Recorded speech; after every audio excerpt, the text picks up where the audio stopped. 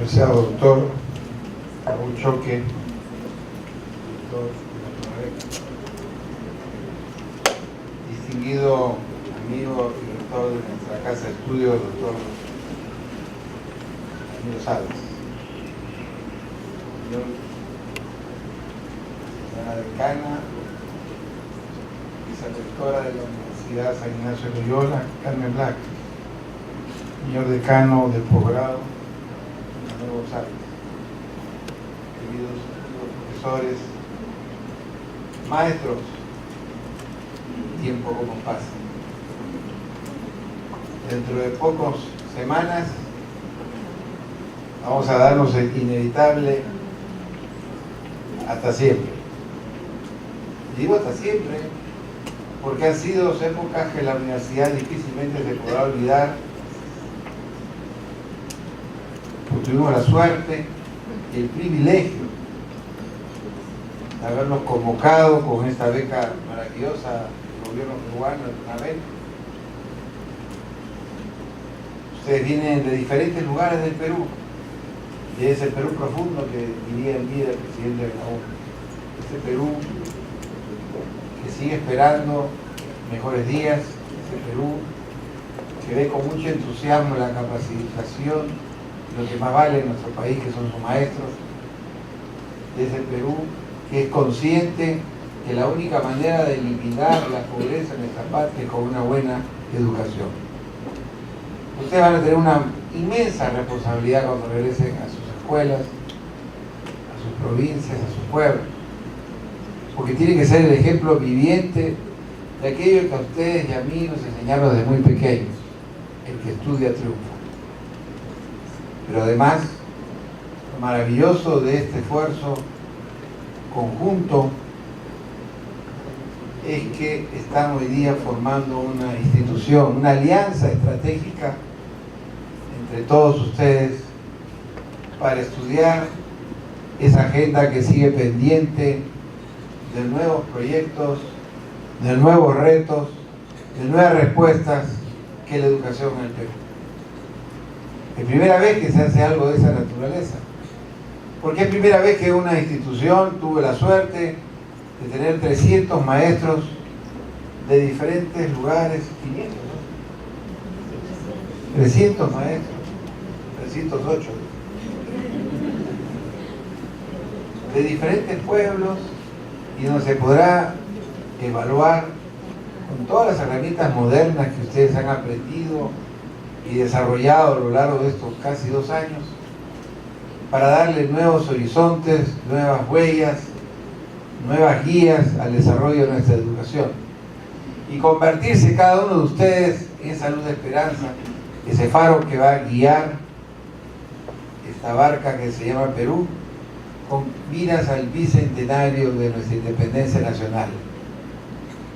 ¿Qué mejor manera de celebrar la independencia si logramos derrotar el muro de la ignorancia?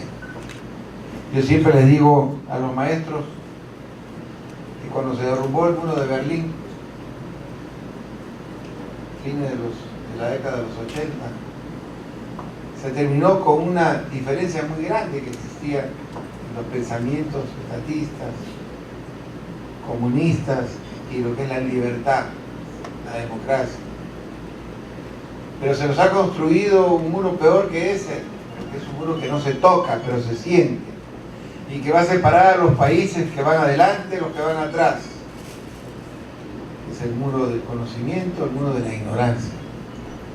Ustedes van a ser esos detonantes positivos para destruir el muro de la ignorancia y aquellos que separan los pueblos olvidados del Perú con el resto del país. Por eso los invocamos a seguir estudiando, a seguir trabajando y ahora a seguir investigando, y no olvidarse nunca de esta alma mater que los va a tener grabados en su corazón, porque créanme, por aquí han pasado muchos alumnos, pero muy pocos maestros. Muchas gracias y que Dios los bendiga. Muy buenas tardes, querido fundador presidente, estimadísimo director Ronavec, querida vicerrectora, queridos decanos de la Escuela de Posgrado, queridos maestros. Yo quiero, como rector de esta universidad, en la cual forma parte de una gran familia, yo quiero expresarles mi más cariñoso saludo. Quiero hacerles saber que hemos estado muy orgullosos de tenerlos aquí, cada uno de ustedes representando no solamente al lugar maravilloso del profundo Perú que vinieron, sino también representando a todos sus jóvenes alumnos, que estoy seguro los están esperando con muchas ansias, porque precisamente la experiencia maravillosa de haber tenido durante estos últimos meses, de ver y tratar una serie de temas que los han llevado ahora a hacer esta asociación que yo considero única en el Perú y que considero es un maravilloso ejemplo que los maestros de nuestro país deben de seguir, porque desde el momento en que se crea un estamento en el cual se empieza a investigar, en realidad se empieza a descubrir nuevos horizontes, y eso creo que es uno de los aspectos que más nos enorgullece como universidad, porque somos una institución innovadora, porque somos una institución que ve el futuro, no solamente de nuestros jóvenes estudiantes, de nuestros maestros, sino también de nuestro país y del mundo. El hecho en que estamos aquí orgullosamente en el Perú nos ha llevado a que también con mucho orgullo nos veamos insertados en el mundo, estemos en contacto con una gran red de instituciones alrededor del mundo que nos permiten medir el pulso de lo que el mercado, de lo que la ciencia, de lo que el conocimiento necesita. Yo creo que esto es uno de los fundamentales temas que nos llevan a crear cada vez mejores condiciones para nuestra juventud en el Perú y en el mundo.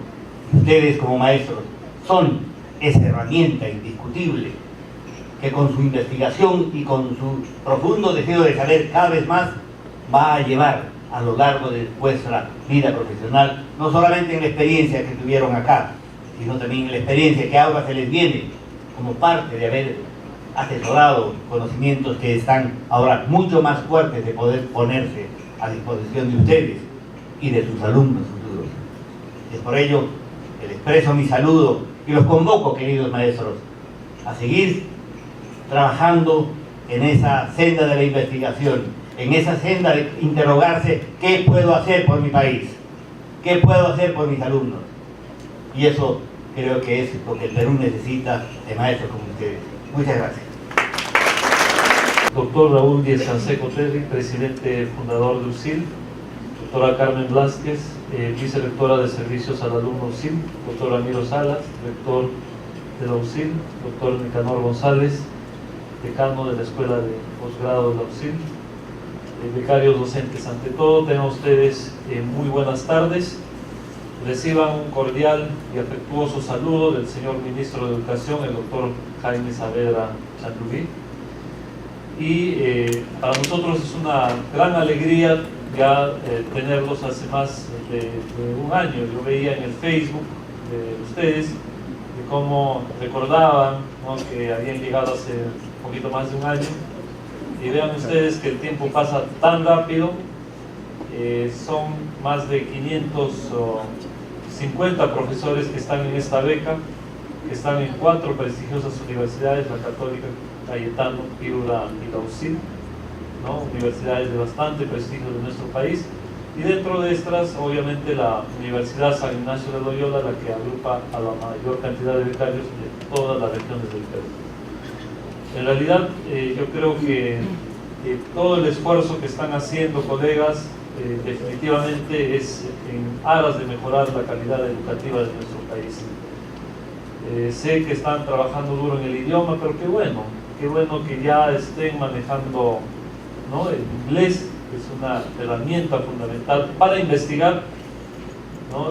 Justamente el día de hoy se va a formar esta importante Asociación Nacional de Docentes, Investigadores e Innovadores del Perú, y bajo la participación de cada uno de ustedes. Y para ser investigadores tenemos que saber inglés, porque prácticamente el 95% de los papers está en inglés. Sé también y estoy informado, colegas, que todos ustedes manejan las bases de datos, Eusko, etcétera, etcétera, que los colegas otros no lo conocen. Y eso lo sabemos todos nosotros. Pues vean ustedes la gran importancia que han tenido en las aulas de la Universidad San Ignacio de Loyola, aprendiendo todas estas herramientas que van a permitir que nuestra educación peruana cada vez vaya mejorando.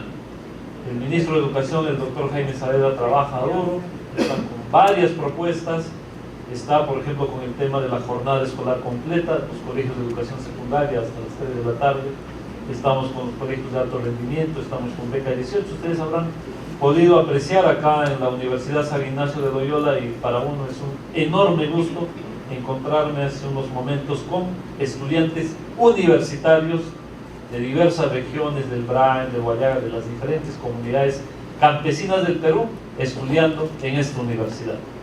Y eso en realidad es a través del asocio público-privado, y en eso quiero expresar mi profundo agradecimiento a la Universidad San Ignacio de Loyola, en nombre y a la cabeza del doctor Raúl Díez-Canseco Terry, de todos sus funcionarios, por darnos esa facilidad al gobierno peruano de hacer posible la beca de maestría en educación, de hacer posible beca 18 y otras importantes iniciativas con alta calidad, alta exigencia y con proyectos innovadores como es esta Asociación Nacional de Docentes, Investigadores e Innovadores del Perú. Nuestro país, como todos sabemos, en investigación todavía estamos un poco rezagados, pero eso va a cambiar. Imagínense ustedes la cantidad de trabajos de investigación que vamos a tener para diciembre. Ya doctor Raúl Díez-Canseco, con la doctora Blasquez estamos conversando para separar y poder venir a la sustentación de las tesis de cada uno de ustedes, invitar a otros colegas profesores que estén presentes y que puedan ver todo el esfuerzo que ustedes están haciendo, la producción científica que van a hacer. Y con mucho gusto yo quería estar en esta importante actividad porque considero que la investigación científica es clave para el desarrollo de la educación, clave para el desarrollo de nuestro país. Y con enorme gusto pues vengo a poder ser partícipe de la partida de nacimiento de esta importante Asociación Nacional de Docentes, Investigadores e Innovadores del Perú. Muchas gracias.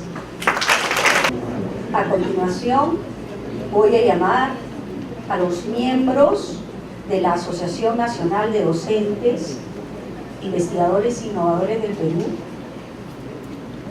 para que se acerquen, se ponen en la parte de adelante, en fila, frente a la mesa de honor, para que el doctor Raúl Choque Larrauri nos haga el honor de tomar vuestra juramentación. Wilson Medina Rojas.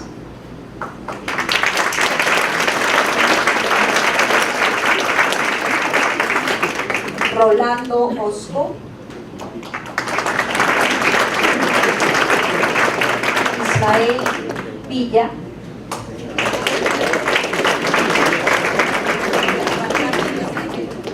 Carlos Ramos.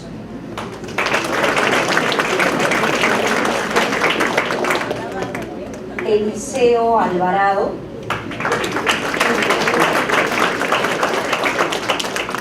Liz Rojas.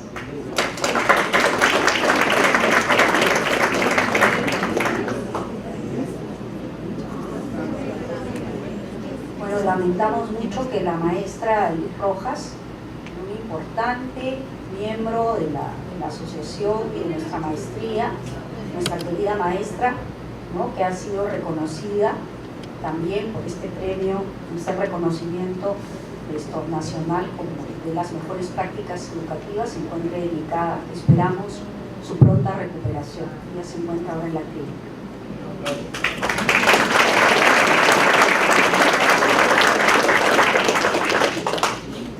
Lilia Cueva.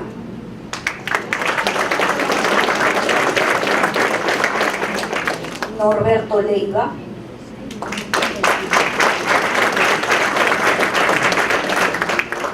Carlos Villafuerte.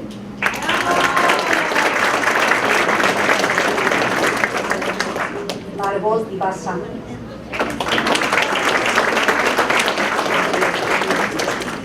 Daisy Hernández.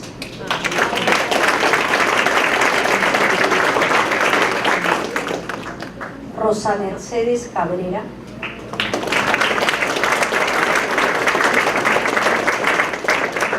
Raúl Zárate.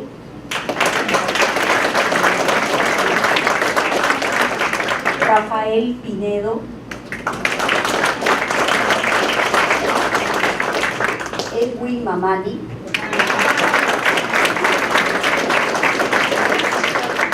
Y Jorge Mercado.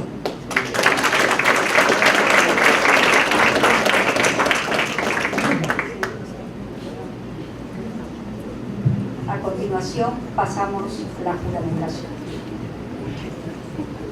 Señores miembros de la Asociación Nacional de Docentes, Investigadores e Innovadores del Perú, ANDIP, juráis por Dios y la patria cumplir lealmente sus funciones en esta importante asociación y realizar investigaciones por el desarrollo de la educación del Perú.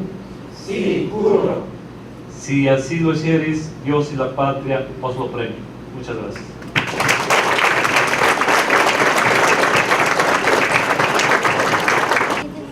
Muy querido presidente fundador de nuestra Casa de Estudios de la Universidad San Ignacio de Loyola, apreciado doctor Raúl Choque Larrauri, director del Ejecutivo del PRONAVEC, señor rector, doctor Ramiro Salas, decano de la Escuela de Posgrado, Nicanor González. Queridos profesores, el día de hoy estamos aquí para sentar precedentes sobre la investigación de la educación en el Perú. Por primera vez se funda una asociación nacional, repetimos, de docentes, investigadores e innovadores del Perú en una universidad privada. Esto quiere decir que estamos haciendo bien las cosas. Esta asociación será la vitrina de vuestros trabajos de investigación. De esos 301, efectivamente, comenzamos 308 profesores, pero 7 se tuvieron que retirar, y se retiraron por temas estrictamente de salud. Hemos pasado mucho más de un año.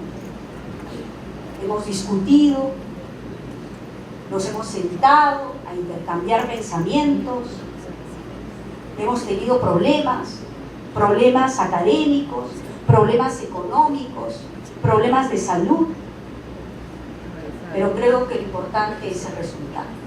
Hemos llegado a formar un grupo humano muy fuerte y nos hemos llegado a querer, y mucho. Y eso es lo importante.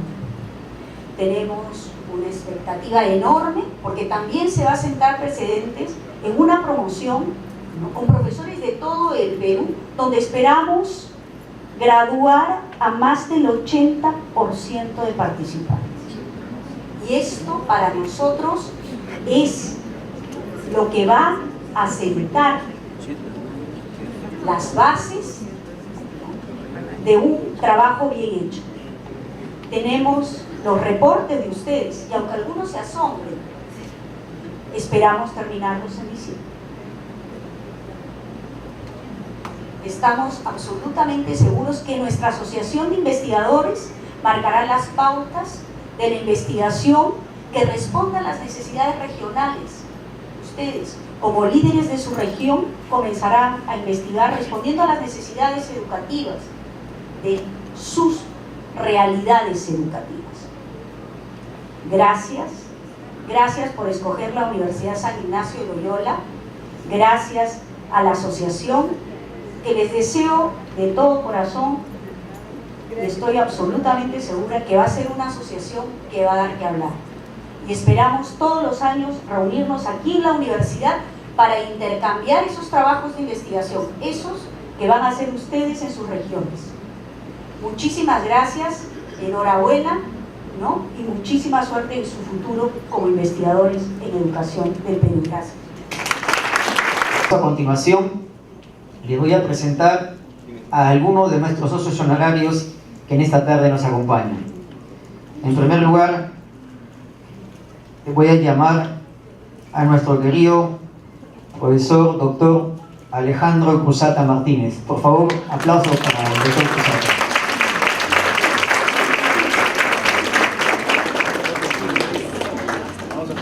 El profesor Cruzata es un profesional con vasta experiencia docente, 26 años no es de edad,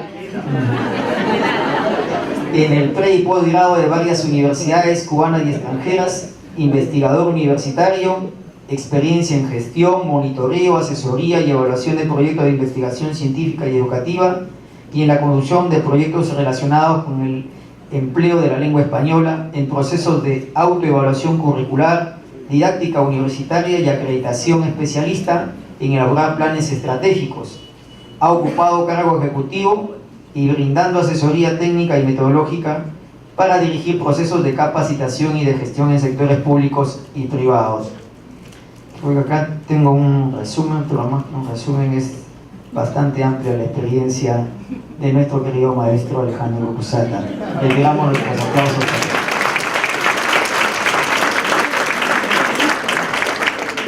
Luego, también quiero hacer un llamado a nuestro querido profesor Felipe Aguirre Chávez, si está con nosotros, por favor. Si alguien por favor le puede invitar, estamos justamente comunicándonos vía la cámara, que por favor se acerque a estos ambientes el profesor Felipe Aguirre Chávez. De igual manera, hacemos el llamado al profesor Hernán Gerardo Flores Valdivieso. Ahí está. Felipe, adelante, profesor Felipe.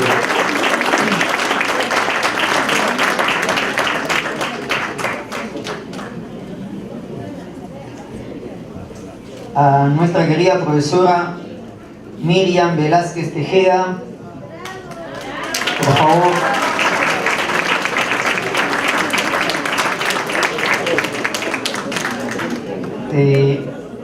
Al profesor Francisco Fidel, bueno, en este momento no se encuentra, él es el director ejecutivo de Pronavec. El señor doctor Francisco Fidel Roja Luján también ha sido llamado como uno de nuestros socios honorarios. De acá de nuestra institución también tenemos a el profesor Miguel Arias Rimari. Está en pata, por favor, profesor Rimari.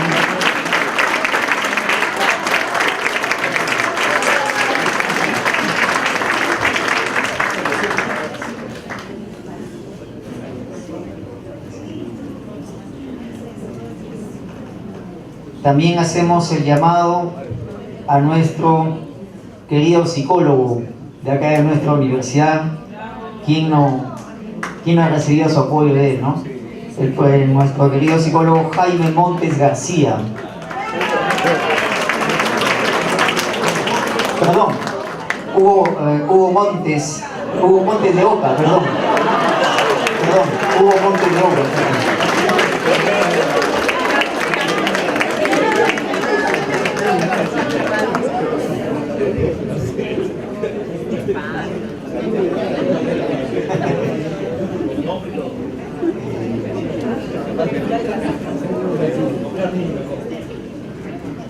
Bien, voy a dejar perdón, me falta el profesor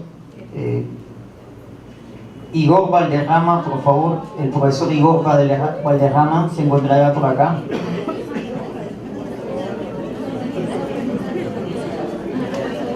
Creo que es en la sala contigua, si alguien le puede avisar, por favor.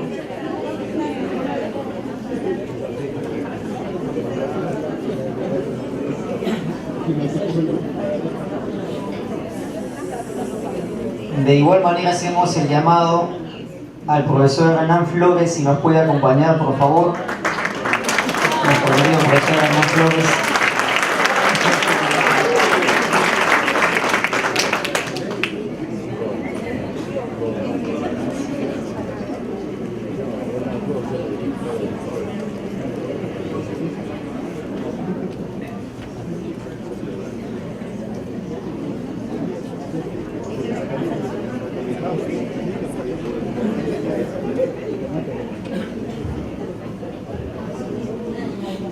Bien. También hacemos un llamado a nuestra querida coordinadora que siempre nos acompaña, también encargada de los proyectos pendientes de nosotros, que es la doctora Victoria Jiménez. Se encontrará por acá, por favor.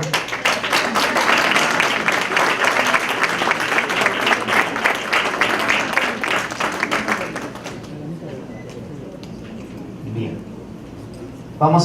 Voy a dejar entonces el micro con nuestros queridos socios honorarios hoy presentes en nuestra sala, quienes harán su respectiva presentación. Profesor Cosata.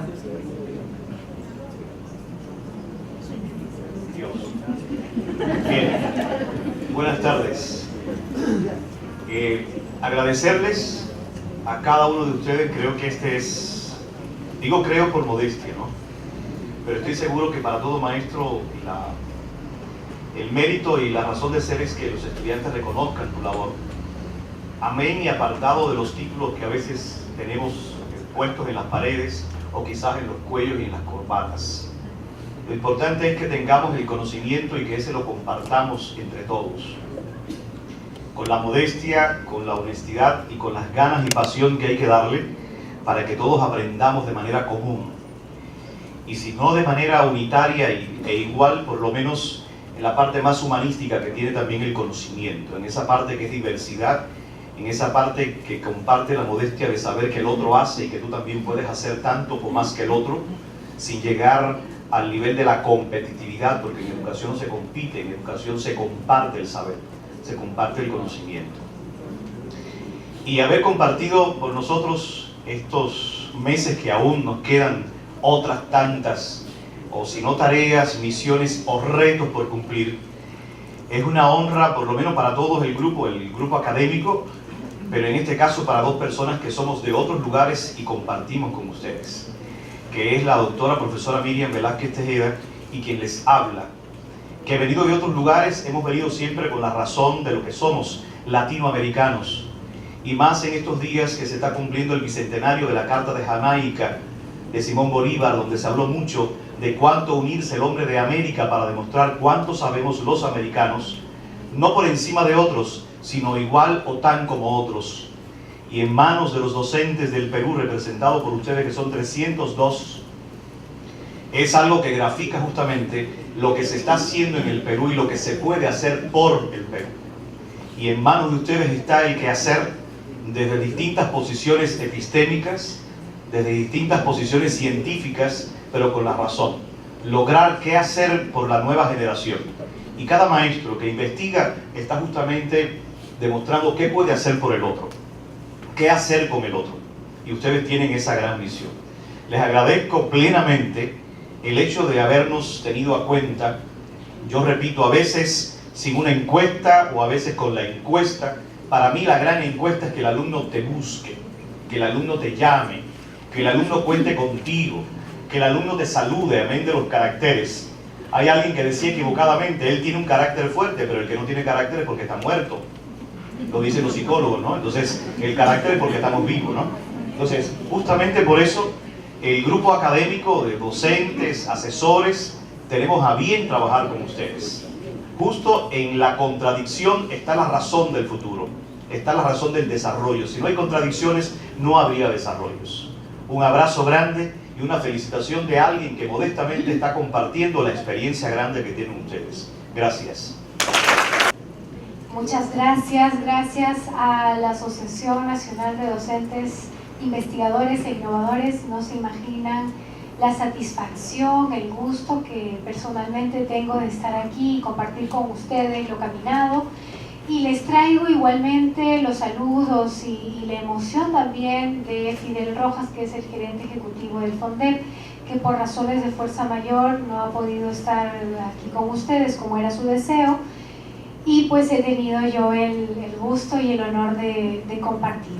Entonces, lo que vamos a conversar ahora, lo que les vamos a compartir, es la experiencia que ha seguido el FONDEP, totalmente convencido, al igual que ustedes, de que hay la necesidad de tocar este tema a fondo y generar cambios profundos a nivel de la articulación del sistema educativo y de los subsistemas de las instituciones educativas del Perú. El FONDEP, como ustedes saben, es una instancia adscrita al Ministerio de Educación que tiene su propia ley y que como finalidad financia proyectos de inversión, innovación y desarrollo educativo planteados por las instituciones educativas. Entonces va a ser muy enriquecedor poderles compartir nuestra experiencia y recoger de ustedes también sus inquietudes y podamos ir juntos caminando para mejorar estos temas que son tan importantes en nuestro país. Como dicen, mientras más unidos estamos, más fuertes somos, y aquí está, estoy segura, una semilla importantísima de innovadores, de mentes creativas, que en interacción podemos hacer locuras y maravillosas. Entonces, encantada. Vamos a empezar con esta ponencia. Voy a tener que acercarme para poder leer, porque estoy cieguita. A ver, les voy a contar cómo iniciamos este trabajo. Cuando el Ministerio de Educación nos plantea el desafío de comprender las innovaciones que se estaban generando, o en realidad las prácticas, las buenas prácticas y las innovaciones que se estaban generando, nos hacemos la gran pregunta que parte seguramente también de la inquietud de ustedes, que es la innovación. ¿Es lo mismo la innovación con las buenas prácticas? Vamos a recoger lo que se ha ido reconociendo como innovaciones y como buenas prácticas y necesitamos deslindar. Entonces nos lanzamos a la aventura de discutir, de conversar, de debatir con diversos actores de la sociedad civil, del Estado, de la empresa, de la academia, sobre qué sería la innovación y qué serían las buenas prácticas. Muy bien, este es el resultado de las sistematizaciones. He querido colocar las sistematizaciones porque es el proceso más profundo para conocer una experiencia, y aquí hay algunas que hemos identificado. Por ejemplo, empiezo por aquí, Ayacucho, y a Ayacucho hay que ir a Cangallo, y de Cangallo hay que subir hasta una comunidad que se llama Putica, y en Ayacucho ustedes se encuentran el Mininchacuy, y este nombre le ponen a un nuevo paradigma, le dicen ellos, porque ya están cada vez más conscientes, y el proceso de sistematización ayuda mucho a hacer consciente aquello que estábamos haciendo a veces de manera esporádica e intuitiva. El Mininchacuy es un paradigma que significa cruzarlo todo, y uno de los elementos que logra esa articulación son los juegos ancestrales. Entonces aquí, si bien el proyecto parte de la necesidad de mejorar aspectos nutricionales en los niños, que ustedes saben en zona andina es muy complejo, esa problemática, entonces parte de la necesidad de mejorar la participación de las familias, ¿no? Entonces no fue pensado para cambiar el paradigma al inicio.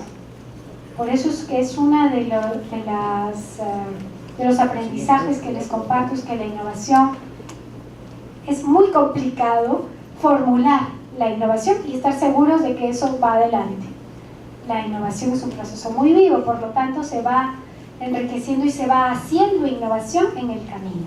Pero es importante partir de esta intención, de esta organización de las ideas, y para eso pueden haber una serie de formatos que ya habrá momento de compartir.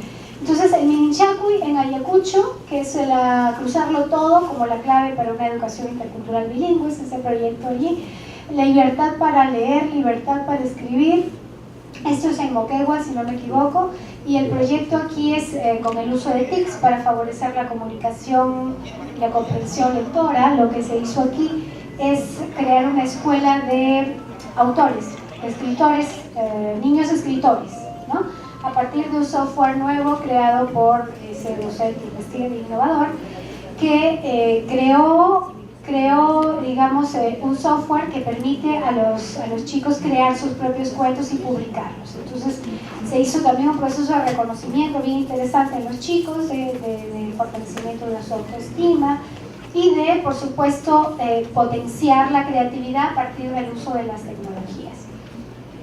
El profesor que creó esto en este momento es el director regional de educación de Moquegua. Entonces, interesante, ¿no? que hay un docente innovador que tiene la perspectiva y que puede hacer cosas a nivel político para favorecerla. La propuesta de alternancia, el crisol de un aprendizaje integral, es una propuesta en educación superior, no universitaria, que ustedes, si conocen la estrategia de la alternancia, es 50%, 50%, ¿no? 50 en campo, 50 en el aula. La indagación es una ruta para aprender a conocer desde edades tempranas, favorece la autogestión del aprendizaje, el aprender a partir de proyectos de investigación en el aula. La diferencia aquí es que está muy sólido y ha podido ser replanteado en distintos contextos. Sin amor no hay aprendizaje, es una experiencia más bien de buena práctica que presenta el liderazgo directivo a tal nivel que ha sido capaz de transformar la comunidad entera, ¿no? En fin, si me voy a demorar mucho aquí, si hay algo que podamos conversar, si alguna de las experiencias les interesó más, nos podemos concentrar ahí, pero hay que avanzar para poder escucharnos a todos. Adelante, por favor. Algunos de los hallazgos, de los elementos comunes que encontramos en las experiencias, que nos unen, ¿no? Que encontramos en casi todos los procesos innovadores. Encontramos, por ejemplo, una orientación a los aprendizajes, que es la causa y que es el fin, pero a los aprendizajes para la vida, a esos aprendizajes que trascienden el contenido, el área. Hay una tendencia, podemos decir así, por la integralidad. Hay una tendencia por lo fundamental y por generar el vínculo del aprendizaje en la sociedad, capaces de transformar su entorno. Esa es un poco la inquietud que suele lanzar a los innovadores a empezar a innovar y a aprender cada vez más a integrar esos aprendizajes. Humanizando la educación, efecto significativo y compromiso sostenible. La comprensión de la educación como un proceso humano que requiere necesariamente de la activación y la articulación de distintos espacios de aprendizaje formales y no formales. La educación integral desde la diversidad y la complejidad, la importancia de ser conscientes de cuáles son las necesidades específicas de los estudiantes y del contexto, es también una característica, o digamos un rasgo que se ha ido encontrando en diversas experiencias. Tenemos el rol de la gestión escolar. Hemos descubierto que es casi imposible sostener una innovación si no hay apoyo de la gestión, ¿no? En una institución educativa. La gestión es la que puede aperturar todas las posibilidades de innovación, de investigación, de generación de conocimientos. El rol del docente generalmente suele ser un docente que va más allá de sí mismo, entonces es el uno para todos y todos para uno, ¿no? Además, hay un perfil especial del innovador. Es una persona capaz de ser autocrítica, es una persona capaz de ser sensible de lo que está afectando a los demás. Es resolutivo porque tiene que ir encontrando formas de solucionar problemas desde los más sencillos a los más complejos. Es investigador, es participativo, es decir, sabe escuchar, y de escuchar a unos y a otros va generando el encuentro y creando ideas, ¿no? Entonces es muy comprometido, eso ha sido en todos los casos un elemento común, ¿no? Es muy comprometido y convierte en comprometida a la escuela también, al colectivo. Y finalmente, la mayor inversión en educación, ¿no? Esto es una necesidad, es un hallazgo que todos conocemos. Hay que avanzar por la inversión en las ideas innovadoras, lo que en empresas se llama el startup. Hay necesidad de arriesgarnos y validar esas innovaciones para irlas fortaleciendo y que puedan tener un impacto en el conocimiento para la sociedad. No sé si estamos bien en tiempos. ¿Puedo continuar o 3 minutos? Ya, vamos adelante, nada más. Algunas líneas temáticas que, digamos, podrían ser como las prioridades de encontrar, las prioridades que hemos ido identificando en ciencia y tecnología, ciudadanía y convivencia democrática, comprensión lectora y comunicación, matemática, educación comunitaria y prácticas alternativas. Es un tema que no se suele ver como prioritario y sin embargo cuando el innovador está buscando responder al cambio, a la necesidad de la sociedad, a los problemas de la sociedad, se da naturalmente, ¿no? La educación especial o inclusiva, la educación superior y técnico-productiva, la gestión escolar y el liderazgo pedagógico, interculturalidad y identidad, investigación, medio ambiente y nutrición son las líneas que las que hemos ido identificando experiencias. Tengo que decirles que, como ya se imaginarán, hay más experiencias donde es ciencias, más en comunicación, matemática, para variar, ¿no? Y luego ciencias, efectivamente. Las demás todavía necesitamos entender que allí también hay necesidad de innovar. Bueno, eso también es el impacto de las políticas nacionales, ¿no? Vamos a superar este tema de comunicación matemática, entonces eso fuerza a los docentes que buscan el cambio a encontrar soluciones por ahí. Adelante. Bueno, hay que ir avanzando ya hacia la generación de capacidades para innovar, ¿no?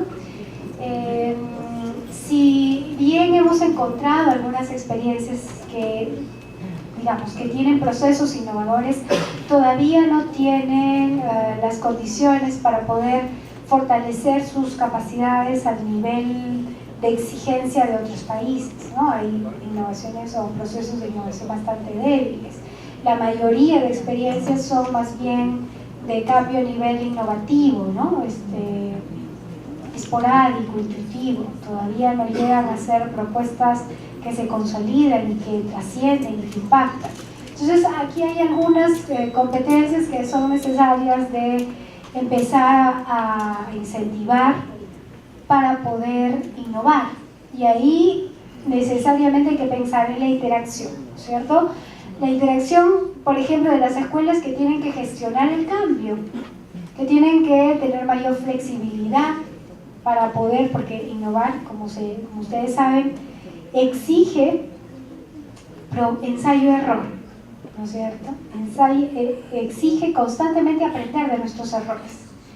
Entonces puede ser que al principio no lo entienda ni la familia, ni la comunidad, ni el par, ¿no? Las familias suelen decir, pero ¿por qué no le das más tarea a los estudiantes, a mis hijos? Si la escuela del costado les está dando, no sé, pues 5 tareas al día y tú no le das nada, ¿cómo es posible? Entonces cuesta esa comprensión de los paradigmas que queremos cambiar, y ahí hay varios estudios que muestran la interacción del individuo con su cultura y el ámbito que permite que una innovación, cuando se comprenda, se convierta en tal. Bueno, son algunas de las capacidades que el FONDEP se desafía en empezar a fortalecer y que tiene que ver en general con la autogestión del aprendizaje. Adelante. Aquí terminamos. Aquí hay algunos retos que necesitamos debatir ya pensando en políticas públicas para la innovación. Este tema de la mayor flexibilidad en los esquemas de control y supervisión. Una directora me decía, pero ¿cómo puedo innovar si tengo que entregar esta cantidad de papeles, ¿no? y soy evaluada tantas veces con procedimientos y esquemas de otro tipo? ¿Cuándo voy a empezar a pensar diferente? Entonces hay necesidad de preguntarnos qué debemos hacer como Estado, como academia, como sociedad civil, para empezar a empujar esas condiciones que son necesarias, ¿no? A nivel de las regiones les contaré que ya hay varios esfuerzos bien interesantes, lo que es una muy buena noticia para todos. El FONDEP está trabajando muy fuerte con las regiones, está trabajando con las DRE, con las UGELES, para ir incentivando estos cambios de a poquito. Las startups en educación implican alto riesgo de inversión, pero que pueden traer como consecuencia altos impactos también. Ampliar la capacidad para innovar, porque este es otro consenso, ¿no? Lo importante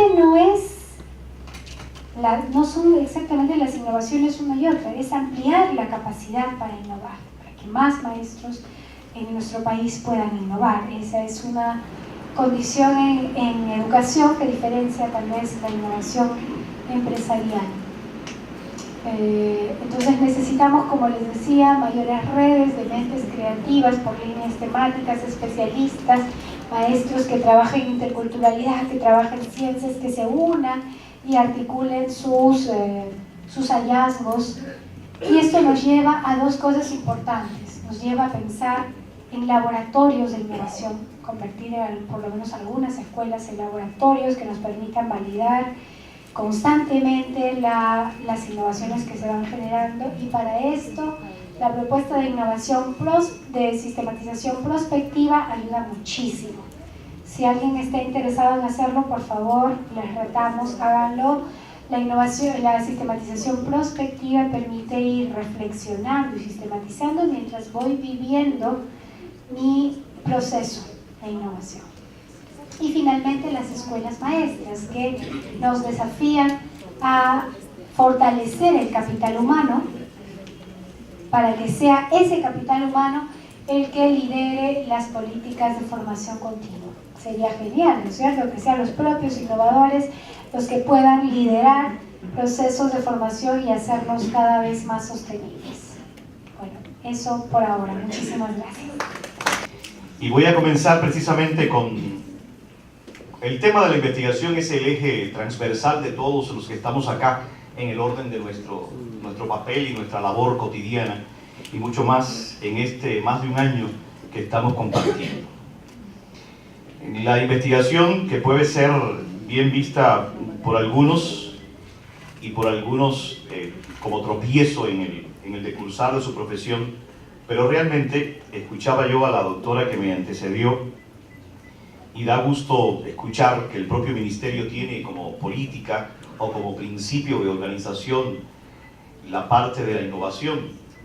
Y lo que sucede es que nosotros vemos la innovación como una parte justamente del resultado de estas investigaciones.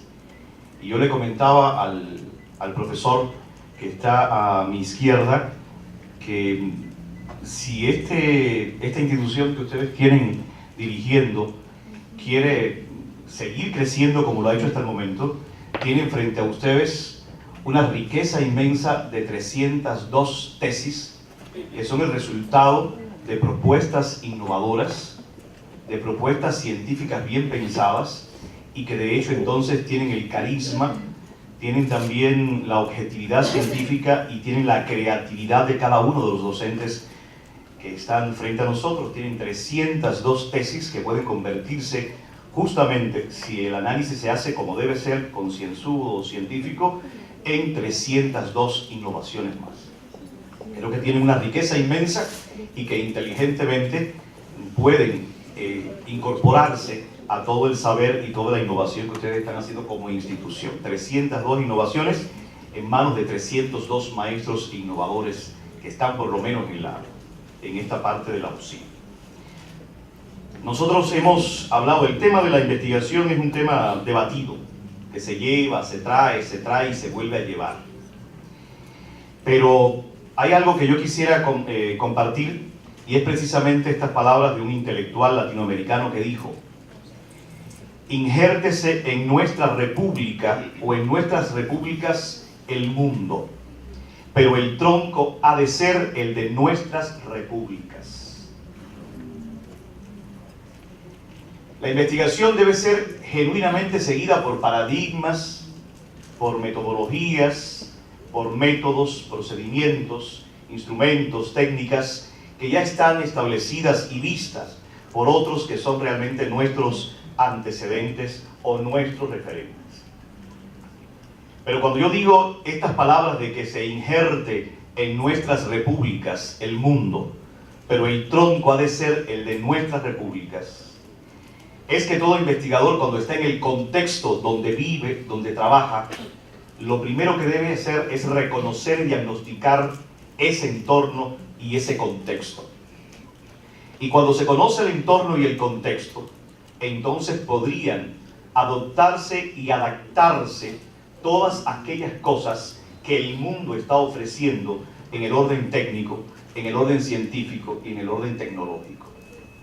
No lograríamos un cambio, una transformación en actitudes con la copia o fiel calco de los modelos educativos de otras regiones. Lograríamos el cambio y la transformación en la medida que intercambiemos científica y académicamente esos resultados científicos. ¿Qué ha hecho el maestro de otras regiones? ¿Cómo lo ha hecho y con qué lo ha hecho? ¿Qué metodología ha utilizado? Llámese la innovación, y no voy a caer ahora en la dialéctica o la polémica, como decía Wilson, porque no estamos ahora en una clase de lenguaje, pero en definitiva, hablar de innovación es hablar de búsqueda y resultados científicos. Aunque la nomenclatura, como las personas que trabajamos en el área de lengua, hay un lingüista que ha nombrado el siglo XXI como el siglo de las palabritas, ¿no? Cuando buscamos y hacemos un análisis de la palabra en sí, de la raíz de la palabra, cuando vamos a los diccionarios etimológicos estamos hablando de lo mismo, sobre lo mismo. Lo que utilizamos últimamente es la antonimia y la sinonimia para hacer un poco la diferencia de que si copié o no de una teoría, si hice la referencia o no, o si el Turnitin me agarró en la cabeza y me dividió en dos el trabajo. Lo importante ahora es buscar en cada una de las propuestas que hacen ustedes algo que es la esencia de nuestro trabajo. Y la esencia del trabajo nuestro no se puede perder desde una perspectiva. Lo hemos conversado el grupo de asesores y de docentes que trabajamos directamente en la sesión de la mañana con ustedes también. Es un grupo que se une en el trabajo, es un grupo que polemiza constantemente, que tiene contradicciones profesionales que, como yo decía hace un rato, son las que generan el desarrollo de la propia maestría, que conversamos continuamente con el profesor Miguel Rimari, que tiene una vasta experiencia en el tema, pero siempre al final buscamos un acuerdo común en función de socializar los resultados y ver cómo tratamos de dos cosas. Una, o darle solución a los problemas, o darle tratamiento a los problemas. Pero esos problemas tienen un adjetivo. Son soluciones o tratamientos a problemas educativos. Nosotros no podemos perder una perspectiva. La perspectiva que estamos siguiendo desde septiembre del 2014 es precisamente una perspectiva en una maestría en ciencias de la educación. Y dentro de las ciencias de la educación estaría entonces la pedagogía, la didáctica, que algunas personas en el área de Sudamérica dicen que la didáctica aún no es ciencia. Y cuando tú buscas la concepción filosófica, amén, y con el respeto de los filósofos que hoy estén compartiendo por acá, pues la filosofía justamente tiene conceptos, tiene cualidades. O sea, para tú decir que una ciencia es porque parte de un objeto de investigación. Y la didáctica ya tiene su propio objeto. La didáctica tiene sus propias cualidades, tiene sus propios medios y fines. Por lo tanto, es una ciencia que está en constante evolución y es una ciencia eminentemente joven. Pero busquemos siempre que estamos trabajando aspectos educativos, pedagógicos, metodológicos y didácticos. Y cuando escuchábamos la palabra de la profesora, buscamos algo. Si tanto trabajar un poco con la parte subjetiva del ser humano que trabaja con ustedes, habría que buscar la parte objetiva del trabajo científico. Y el trabajo científico no es sinónimo de improvisación. El trabajo científico no es sinónimo de apasionamiento. El trabajo científico tiene una cualidad, es eminentemente realista. Si usted quiere dar solución o tratamiento a un problema, busque para eso los fundamentos eminentemente científicos. Esos que ya están referidos, esos que ya están antecedidos en la labor cotidiana y actual de estos momentos. Por eso es necesario pensar quizás en dos términos inherentes. Todo lo que nosotros vayamos a aportar como innovación o como resultado de nuestra investigación debe ir sobre la base de lo educativo y lo instructivo. O sea, ¿qué puedo hacer yo desde mi investigación para contribuir con la educación, la instrucción y al mismo tiempo con algo que no es el momento para discutir, pero yo siempre he dicho que cuando uno se propone investigar, no es el objetivo único de llegar a diagnosticar. La necesidad se impone y el reto del siglo XXI nos lo plantea continuamente. Los problemas están en nuestras mesas de trabajo. Los problemas sociales, económicos, políticos, ideológicos, etcétera, ya están ahí. Tienen nombres, tienen colores, tienen actores. ¿Qué nos queda a nosotros como maestros? Buscar desde ese análisis, desde ese diagnóstico, desde esa interpretación, la propuesta con carácter holístico, integral, renovador para el cambio, la propuesta para la transformación. ¿Qué hacer con una sociedad que pide a gritos, sálvenme? Y en manos de nosotros, con el conjunto de métodos, ya sean fenomenológicos, etnográficos, etnometodológicos, historia de vida, teoría fundada, o ya sea como algunos han subdividido en una investigación aplicada, con un adjetivo que está excelente, proyectiva, porque proyecta cosas a partir del hecho de que estás fundamentando una propuesta que tiene un carácter de proyecto, de futuro, de rehacer, de organizar, desde ahí. Ahora, ¿dónde está mi polémica? Y aplaudo al maestro Wilson. Mi polémica siempre ha sido todos estos métodos dentro de la investigación cualitativa, pero la investigación cualitativa, esa investigación que tenga un carácter aplicativo o sea aplicada, pero desde la fundamentación de que es una investigación educacional, porque estamos entre docentes. Y los docentes trabajan justamente el gran fenómeno con tantas dimensiones que es el fenómeno educativo. Entonces la investigación es una investigación educacional que tiene una perspectiva fenomenológica, que tiene una perspectiva etnográfica, que tiene una perspectiva realmente de historia de vida o teoría fundada.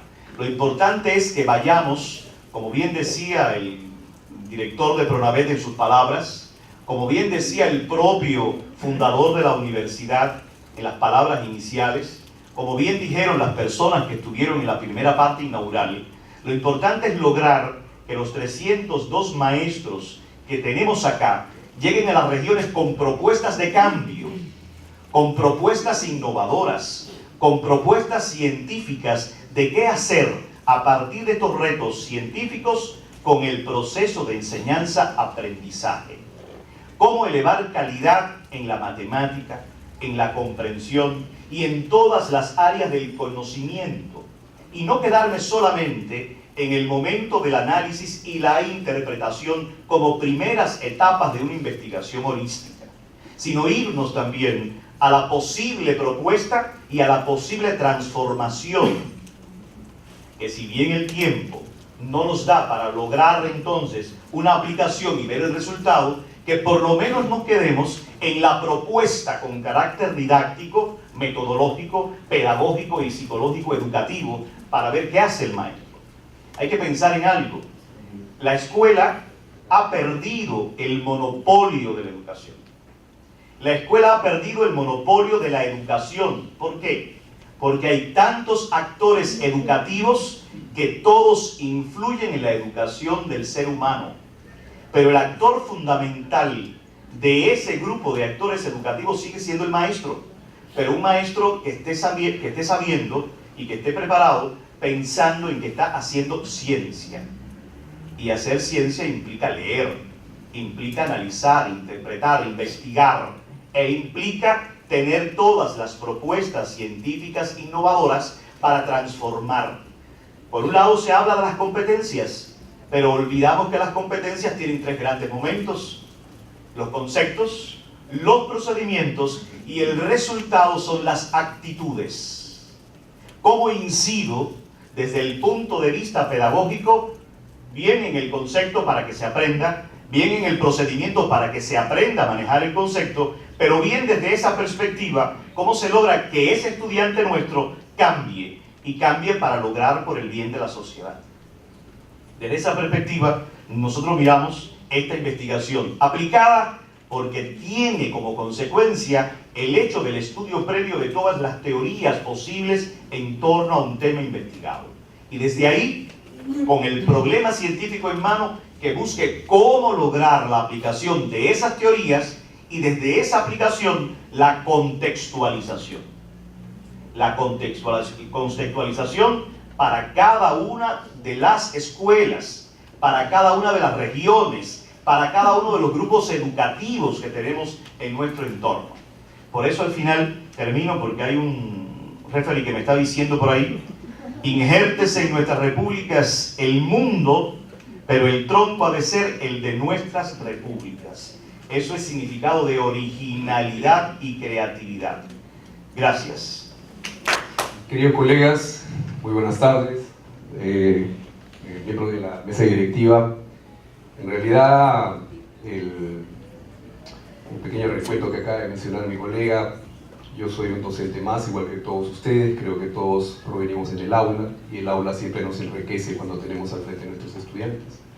Vamos a terminar diciembre y estamos ávidos de regresar a nuestra aula para encontrarnos nuevamente con aquellos que nos alimentan cada vez nuestra alma, más allá de los conocimientos. Y creo que eso cada uno de ustedes lo siente cuando está con sus alumnos, cuando te miran, cuando te observan, cuando aprenden, cuando se sonríen. Esas cosas, por más conocimiento de repente que podamos tener, siempre va a haber esa calidez humana. Y esta ponencia, justamente con la invitación que se me hizo, a raíz que de alguna forma, como miembro también de la asociación, es uno más como ustedes, pienso de que debemos tener una identidad. Y la ponencia está en, más o menos, buscar esa identidad. Esa identidad donde nosotros hagamos nuestras propuestas en la búsqueda de una educación de mejor calidad, pero a partir de nuestras propias experiencias. Había un poeta que decía: caminante no hay camino, se hace camino al andar. Y eso estamos haciéndolo aquí, en esta universidad, porque por más esquemas que nos puedan dar de repente, o por más situaciones en las cuales tratamos de buscar algo que nos guíe, ¿no?, al final nos damos cuenta que nosotros mismos tenemos que buscarnos, encontrarnos y comenzar a trabajar y escribir lo que nosotros sentimos a partir de las lecturas que nosotros hacemos. Por ahí los compañeros me decían: ¿y cómo redacto un documento, una hoja? Y hay un autor, que no voy a decir su nombre, pero que dice lo siguiente: que para poder redactar una hoja hay que leer por lo menos 100 páginas y poder redactar y plasmar ahí las ideas.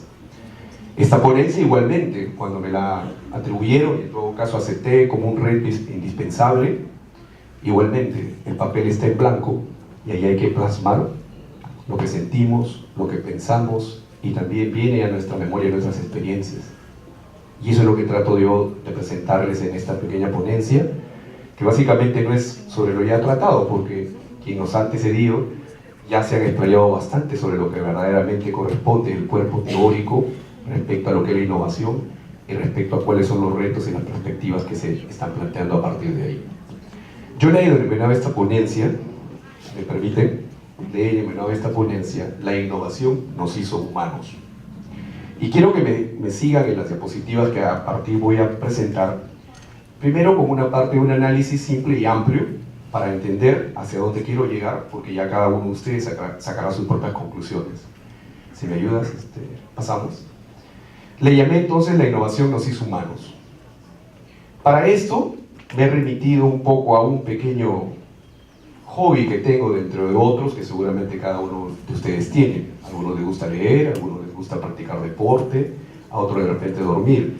No quiero tampoco hacerlos dormir y espero que sea interesante lo que les voy a mostrar. Bueno, me interesa mucho la historia de la humanidad. Creo que siempre nosotros buscamos de dónde venimos, qué somos y a dónde vamos. Pues en esa búsqueda nosotros tenemos unos referentes. ¿Pasamos? Esta pregunta, ¿cuál es el oficio más antiguo del hombre o de la humanidad?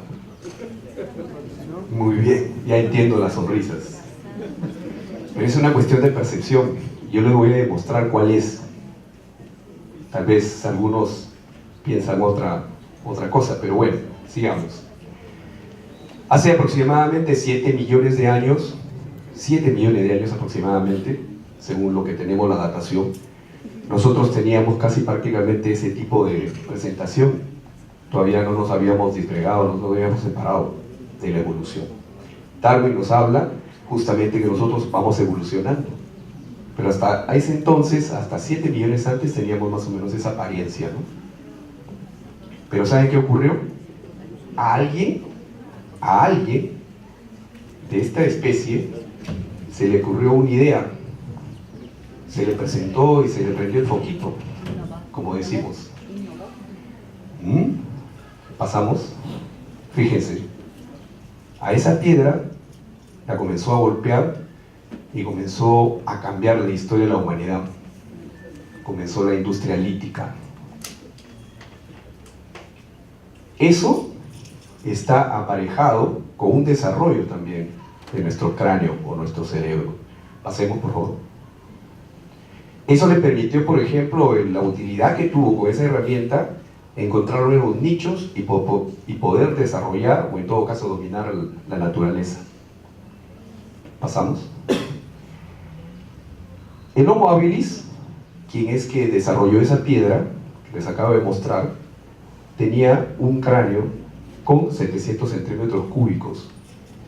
Ese era su cráneo, que almacenaba el cerebro que tenía en ese entonces, y pudo hacer esa piedra o utilizarla. Pasamos. Luego tenemos el Homo erectus, 850 centímetros cúbicos. El cráneo era más grande. Y nos fuimos diferenciando de la especie de los antropoides. No pretendo tampoco hacer una clase específica de antropología, pero el crecimiento del cerebro es impresionante en el estudio de la evolución del hombre. Cuando les mostré el primer primate, tiene 450 centímetros cúbicos. El segundo que les mostré es el Homo habilis, que tiene 700 centímetros cúbicos. Y el Homo erectus, comenzó a tener 850 centímetros cúbicos. Es decir, el cerebro, ¿no?, frente a lo que se ha encontrado, es que justamente en el anterior, y sobre todo el erectus, avanzamos, la diapositiva, encontramos este producto, esta herramienta, el bifase. O sea, asociado a ella, encontramos al Homo erectus. Pero aquí los psicólogos, los antropólogos, todos aquellos que se dedican al estudio de la prehistoria, con este artefacto, no es fácil llegarlo a desarrollar. Aquí hay que primero pensar qué cosa es lo que quiero hacer, qué es lo que va a hacer. Luego tiene que pensar y golpear esta piedra con bastante precisión y en los lugares exactos para poderle dar el perfil y darle esa forma. Todo ese procedimiento también es algo específico. No es a lo loco, no es golpear así por golpear, sino hay que darle ese perfil para que pueda ser utilizado de la manera que en ese entonces ese ser necesitaba ese tipo de objeto. Entonces, el primer entendimiento es que en la mente ya estaba lo que quería hacer. Segundo, es el sistematizar en todo caso, o hacer los golpes sistemáticos de tal manera que le dé esa forma a la piedra. Y finalmente se tiene ese bifazo. En todos los lugares del mundo se han encontrado ese tipo de objetos que justamente datan y nos dan a entender que el ser humano ha ido evolucionando en función de sus necesidades. Pero cuando llega esto, avanzamos, encontramos, por ejemplo, de que la persona que se dedica o la persona que construye eso le tiene que haber enseñado a otra. Y eso no está en nuestros genes, sino que se tiene que hacer de generación en generación, de generación en generación. ¿Y quién hace ese trabajo? es el profesor. Por eso yo me siento orgulloso de ser maestro y creo que estoy compartiendo igual con personas que tenemos nuestra responsabilidad de transmitir la cultura, de enseñar a otros a que puedan desarrollar ciertas habilidades, capacidades que son necesarias para seguir avanzando en la humanidad. Por eso es que decía que la innovación nos hace humanos. Eso nos ha llevado siglos y años de desarrollo a la par de nuestro cerebro. Pues ahora entonces, como nos remitimos ahora, entendemos que cuán importante es conocer cómo funciona nuestro cerebro, cómo funciona la mente y cómo nosotros debemos entender bien eso para poder trabajar con las personas que están a nuestro cargo y a quienes les vamos a enseñar. Pues hay muchos que de repente podemos tener la habilidad, de repente nos falta más técnica, nos faltan más capacidades detalladas para poder hacer que el aprendizaje sea mucho más efectivo y eficiente. Y ahí es donde entra la innovación. Pasamos, por favor. Este es nuestro cerebro actual. 1130 centímetros cúbicos y 1260 centímetros cúbicos. Alguien me preguntará, ¿y por qué la diferencia? ¿Por qué la diferencia? ¿Cuál será de nuestras compañeras?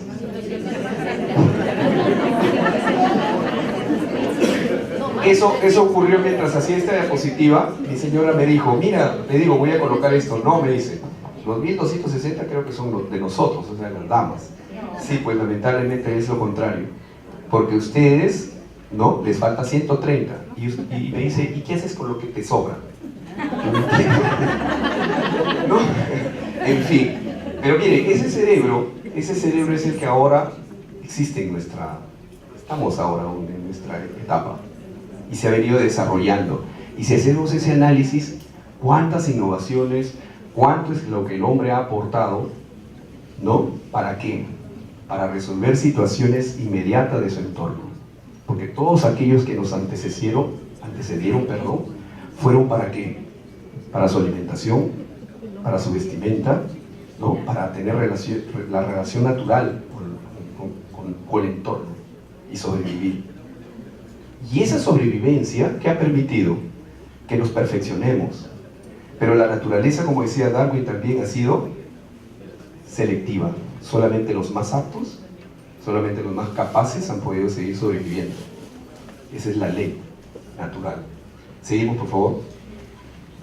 Y si hacemos una mirada a nuestro pasado, como decía el doctor, nuestras raíces, nosotros en el Perú tenemos cualquier cantidad de restos antiguos o de nuestra cultura, muchas cosas que a veces no las hemos observado.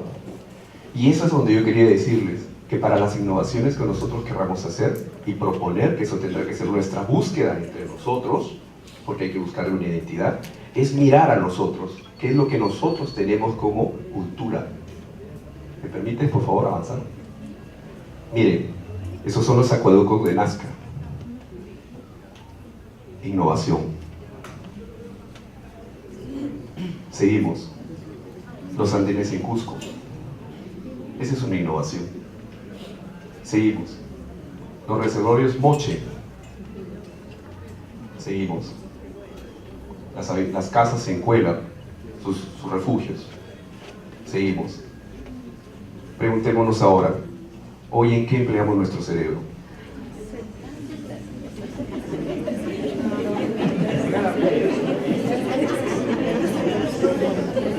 Hermanos, colegas, César Vallejo decía, hermanos, hay muchísimo que hacer. Entonces, si bien es cierto, todas aquellas innovaciones son producto de todo un bagaje cultural de transmisión de generación en generación, y todas han sido para resolver estos problemas del agua, problema de la pobreza, problema de la alimentación, etcétera, etcétera. ¿Cuántos problemas ahora tenemos a nivel del mundo, por ejemplo? ¿Y hacia dónde tenemos que orientar estas innovaciones pedagógicas? Por un lado, construir propiamente nosotros nuestras propias innovaciones pedagógicas, pero que nos lleven a los estudiantes a ser críticos, a pensar, a razonar, a resolver esos problemas, porque esos son los problemas que nos van siempre a persistir en el ser humano.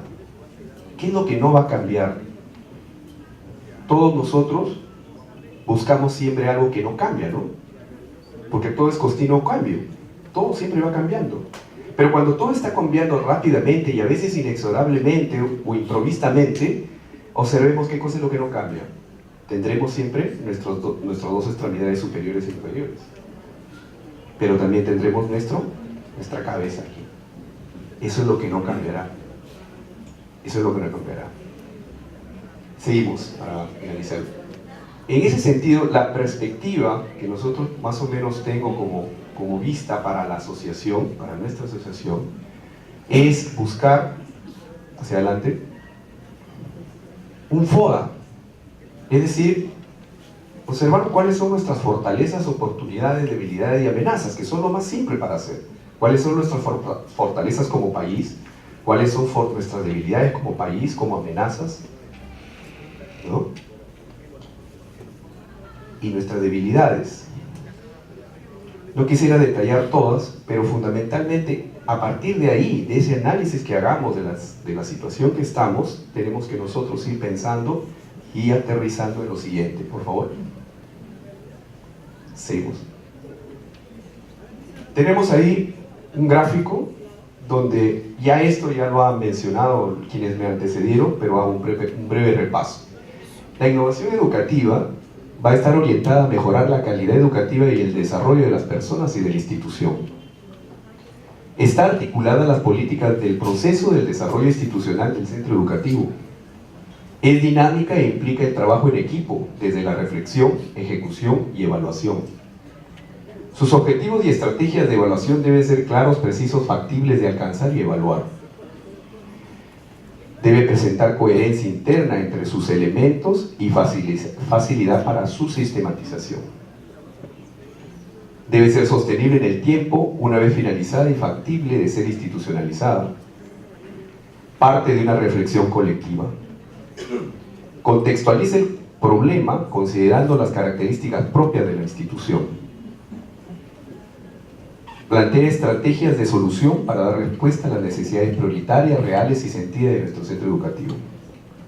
Y finalmente considera para el planteamiento del problema y su posible solución los ámbitos de gestión institucional y pedagógico. Eso lo encontramos siempre en la bibliografía a nivel teórico, ¿no? Tenemos que ahora pasar a la práctica. Eso hay que identificar. ¿Cómo lo haríamos? Adelante. Antes. A tener fuentes, y estas fuentes que nos va a permitir hacia dónde son las áreas que hay que enfocarlos. Entonces, los proyectos de innovación, en resumen, tendremos, por ejemplo, los problemas de los centros educativos, disculpen, institución educativa, teorías, enfoques, concepciones y conceptos existentes, contrastación teórica y contrastación empírica, experiencia del docente y proyectos pedagógicos anteriores que se hayan hecho. ¿A qué áreas deben estar orientados esos proyectos? A las áreas de concepción y teorías educativas, al currículo, a las estrategias de enseñanza-aprendizaje, a los materiales y medios educativos, a la evaluación educativa y a la gestión educativa. Es decir, nosotros como ANDIP, teniendo en consideración lo que yo estoy planteando aquí, que de alguna manera resume todo lo que se ha venido exponiendo y explicando, ya cada quien lo haríamos más técnicamente con todos los procesos que nos acaban de explicar. Pero básicamente estas serían nuestras fuentes y esas serían las áreas a donde nosotros podríamos orientar. Y en eso creo que debemos trabajar seguramente más adelante cuando comenzamos a encontrar nuestra identidad real como asociación y dar nuestros aportes, ¿no?, a la calidad educativa en el país. Finalmente, los retos. ¿Qué retos tenemos como ANDIP? Son algunos solamente los que he podido colocar ahí. Tenemos crear un cuerpo colegiado inteligente que recoja las propuestas de los docentes, no solo de los asociados. Hay que incorporar también a otros colegas seguramente que encontremos en el camino, que puedan compartir o desean compartir en este espacio sus conocimientos para mejorar la calidad de los procesos de enseñanza y aprendizaje. Como segundo reto, sería la búsqueda de aliados estratégicos que permitan articular la teoría con la práctica de los docentes en educación peruana. Un tercer reto, sistematizar las propuestas de innovación pedagógica para crear una propuesta integral que mejore la educación del país en función de la verdadera educación que necesitamos con nuestra propia identidad. Últimamente, el otro reto, realizar eventos para difundir y compartir en comunidad las innovaciones educativas experimentadas y validadas. Colegas, vuelvo a decirles, como dice César Vallejo, el bate, hermanos, hay muchísimo por hacer. Muchas gracias. Finalmente, tenemos las palabras de clausura del presidente de la asociación. Lo recibimos con un fuerte aplauso a Wilson Leyer. En primer lugar, para agradecerles a todos y cada uno de ustedes por su presencia, por sus aportes, a nuestra representante del FONDEP, la socióloga Nada Juárez, muchísimas gracias por sus aportes, a nuestro querido y estimado doctor Cruzata, a nuestro amigo Luis Ramírez, a nuestro maestro don Alberto Leiva, quien ha hecho posible la generación de esta actividad académica, y naturalmente a todos y cada uno de los integrantes de mi junta directiva, que hoy día tuvo a bien la universidad propiciarnos este espacio para esta juramentación, ¿no? A mi vicepresidente, el maestro Orlando Osco, quien desde los espacios a veces que no se pueden apreciar, pero que ha habido de verdad un trabajo arduo, muy duro para poder sacar adelante esta situación. Queremos desde ya pedirle disculpas por los imprevistos que se escapan muchas veces a lo que uno programa, ¿no? Y en el camino naturalmente vamos a ir aprendiendo.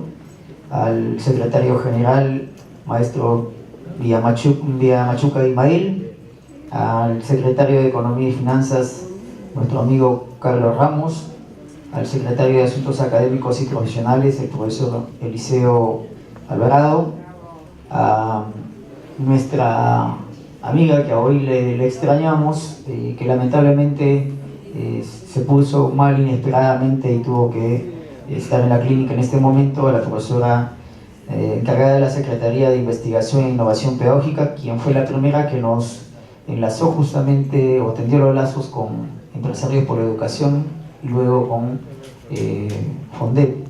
Estamos hablando de la profesora Liz Rojas Mucha, que desde ya de acá le mandamos un fuerte aplauso para que se mejore y esté pronto con nosotros.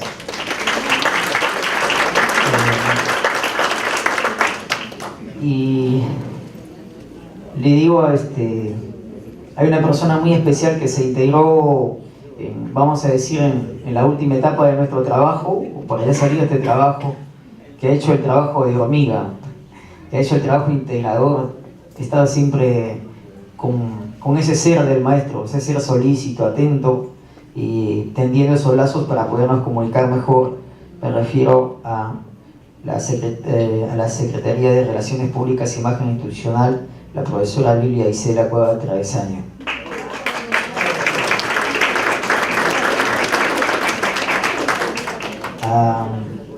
No puedo también dejar de mencionar a nuestro amigo encargado de la Secretaría de Asuntos Administrativos, Carlos Martín Villafuerte Simen,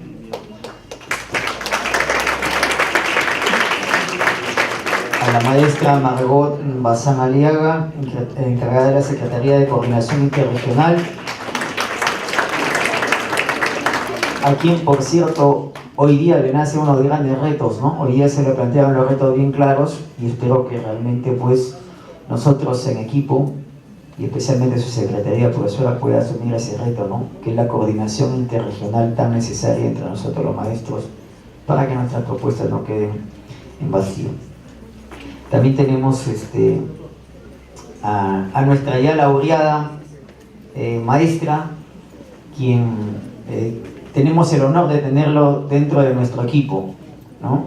Y está encargada de la Secretaría de Capacitación. Estamos hablando de nuestra maestra ganadora de la Palma Magisterial Esquelato, maestra Daisy Hernández de Saldaña.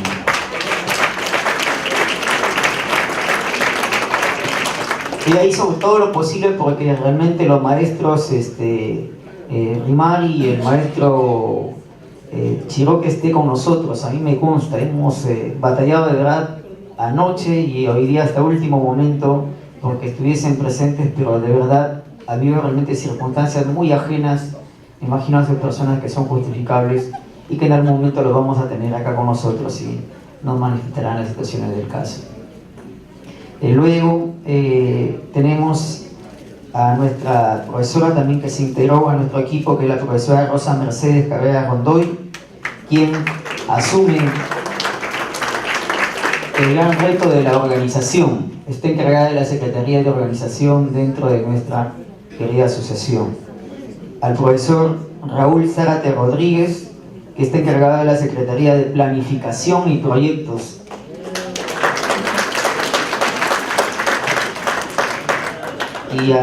Y acá tenemos que mencionar a un agente de peso, ya pues vamos llegando al agente de peso. Estamos hablando de nuestro querido maestro Rafael Pinedo Corral.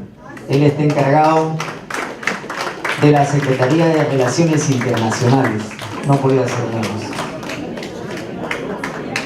Y tenemos maestro nuevo que también se integra a nuestro equipo, ¿no?